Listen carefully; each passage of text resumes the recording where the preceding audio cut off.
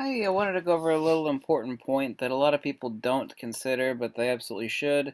And specifically, we're talking about a purchase of a Nikon within the price bracket of, say, $200 to $500, the lowest price bracket. And, that may be all that you can afford, but please take into consideration, say, for example, you're considering purchase of a Nikon D5300 for they're roughly going for 460, 470, or even a cheaper model like a D3200 or D3300, which D3300 is going for $330. That you give proper consideration not only to what you plan to do, but are you of one philosophy or the other? And what I mean is, it's the same thing in the purchase of cars.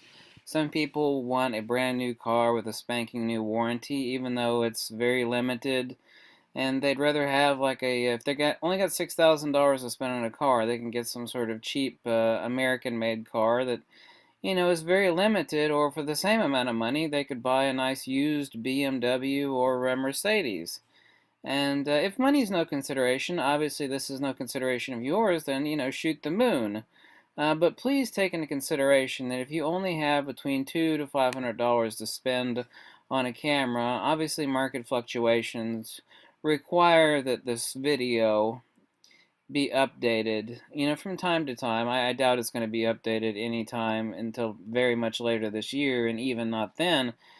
But since the D7200 just came out, and that's dropped the price of the wonderful D7100, that if you are of a much lower price bracket, that you give incredibly strong consideration to the purchase of a very good used Nikon D7000. It can do an enormous amount more than any of the D3000 or D5000 series.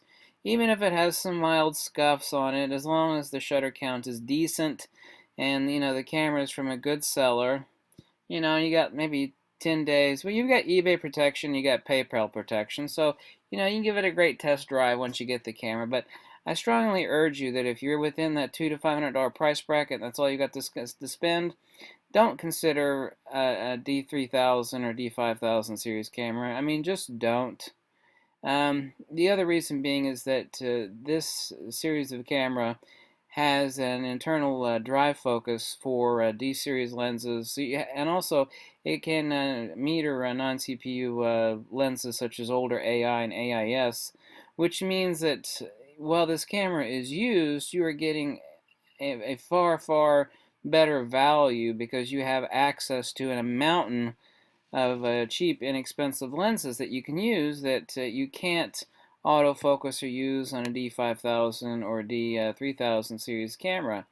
And I've always been that way myself, and the same thing applies to cars. I mean, some people just absolutely want something that's brand spanking new, and they just detest the notion that someone else has had their grubby mitts on it, even if it's a superior device that can do a lot more. They don't like the fact that, someone's got planted their own butt in there and, been grubbing around on the car, and they'd rather buy, a cheap American junker. Not saying that the 5000 or 3000 series are a junker, but analogously, they would rather do that. And, like here's for example, I mean, let me actually scale this down so it'll fit in the window here. This is my car. The only reason I got rid of it because the insurance was eating me alive, but this was a $6,000 car. It was like 5,900 and something. It had 50,000 miles, I believe, on it when I got it. It's a BMW Z3.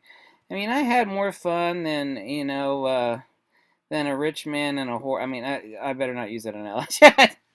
I had so much fun with this car. I mean, I just tap on the gas and it would just fly with the top down, down about 115 miles an hour. I mean, I was being a little bit dangerous with it, but I mean, this is what $6,000 can buy you, or you can buy you, a brand new American turd. It could buy you a box on wheels, some sort of turd muffin that's, is brand new and it's got a warranty, but you really need to take that into consideration the same way that I look at car philosophy. So, there are really only two types of people. There are those like, well, I've only got $6,000 to spend. I can buy this American-made crap box, or I can buy a really hot BMW that looks like $1 million.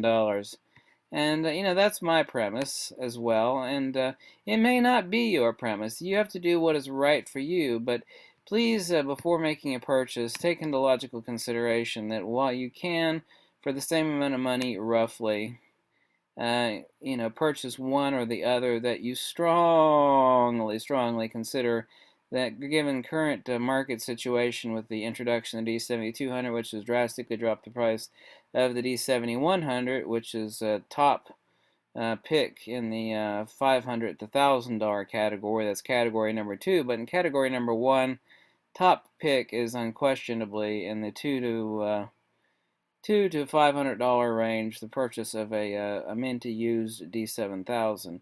You just have access to so many more lenses. You're just a giant mountain of very cheap lenses, and it can do a lot more for you. So, consider the fact that you have eBay protection and PayPal protection, and even though it doesn't have a warranty, you can go to your local State Farm agent or farmer's insurance agent and, buy some protection for drops, loss, theft, whatnot, so on and so forth. And, you can still be protected. And so what if it's got a few character scratches on it? I mean, ultimately, it's about the picture, and if this camera also lets you save money on a lot of cheap glass, then that's something you need to consider as well. So you have to ask yourself, who are you? Are you the person that wants the new cheap Ford that's brand new, or are you like me and you'd rather for the same money have a well-used beautiful BMW like this that I had just so much fun with. I'll say the only reason I got rid of it was the insurance was eating me alive, but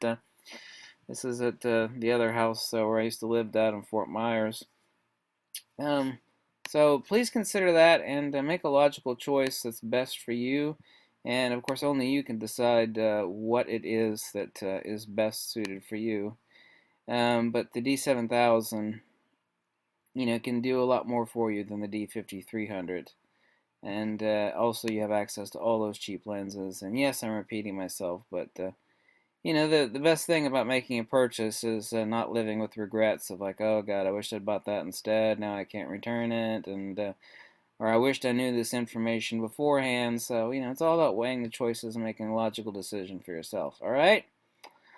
Send me any questions. I'm glad to help you, but obviously I can't make up your own mind for you, and I'm not a mind reader. I don't know what it is you plan on shooting or what sort of shooter you are. So I need to be objective, and I need to ask you questions about what it is you shoot, what's your budget, and therefore you can weigh all the facts and make a logical decision for you.